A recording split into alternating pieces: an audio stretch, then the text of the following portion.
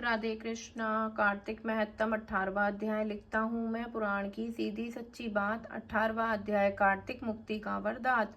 अब रौद्र रूप महाप्रभु शंकर अपने वीरगणों के साथ नंदी पर चढ़कर हंसते हुए युद्ध भूमि में आए। उनको आया देख उनके पराजित गण फिर लौट आए और सिंहनाद करते हुए आयुधों से दैत्यों पर प्रहार करने लगे। भीषण रूपधारी रुद्र को देखकर दैत्य भागने लगे। तब युद्ध में अपने अपने दैत्यों को पराजित होता देखकर जलंधर हजारों बाण छोड़ता हुआ भगवान शंकर की ओर दौड़ा। उसके शुंभ और निशुंभ आदि वीर भी क्रोध से हो अपने होठों को काटते हुए शंकर जी की ओर दौड़े। इतने में शंकर जी ने जलंधर के सब बाण जालों को काटकर अपने गणों को निर्भय कर अपने अन्य बाणों की आंधी से दैत्य को पीड़ित कर दिया।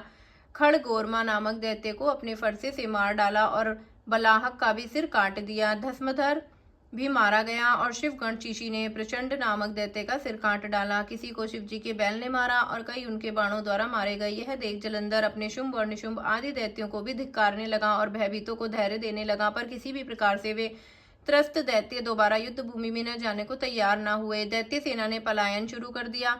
तब महाक्रुद्ध जलंधर शिवजी को अपनी ओर ललकारने लगा। साथ ही उसने 70 बाण मारकर शिवजी को दग्ध कर दिया तथा और भी बहुत से बाणों का प्रहार किया। शिवजी उसके बाणों को काटते रहे, यहाँ तक कि उन्होंने जलंधर की ध्वजा, क्षेत्र और धनुष को भी काट डाला। फिर 7 और बाण मारकर उसके शरीर में आघात पहुंचाया। धनुष के कट जाने से जलंधर ने प्रचंड बाण मारकर उनकी गदा के टुकड़े कर दिए।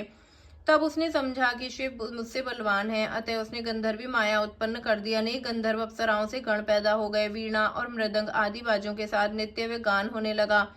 इसमें अपने गणों सहित रुद्र भी मोहित हो गए। उन्होंने युद्ध बंद कर दिया। फिर तो काम से मोहित हो जलंधर जल्दी से त्रिनेत्र भगवान शंकर का रूप धारण करके वृषभ पर बैठ पार्वती के पास जा पहुंचा। उधर जब पार्वती ने अपने पति को आते देखा तो अपनी सखियों का साथ छोड़ दिया और आगे पार्वती को देखकर कामातुर जलंधर का वीर्य पतन हो गया और उसके पवन से वह जड़ भी हो गया। गौरी ने उसे दानव जाना तो वह अंतर्ध्यान होकर उत्तर की ओर मानस पर चली गई। वहां पार्वती को देखकर जलंधर फिर शिवजी की ओर लौटा। उधर पार्वती जी ने भगवान विष्णु को बुलाकर दैत्य का वह कृत्य कहा और वह प्रश्न किया कि क्या आप इससे अवगत हैं। भगवान विष्णु ने हाथ जोड़कर उत्तर दिया, आपकी कृपा से मुझे सब कुछ ज्ञात है। हे माँ, जो आज्ञा हो पालन करूं। जगत माता ने विष्णु जी से कहा, उस दैत्य ने जो मार्ग खोला है उसका अनुसरण उचित है। मैं तुम्हें आज्ञा देती हूँ कि तुम जाकर उसकी स्त्री का पतिव्रत धर्म भ्रष्ट करो, वह दैत्य तभी मरेगा। पार्वती जी की आज्ञा पाते ही भगवान विष्णु माँ की आज्ञा शिरोधरी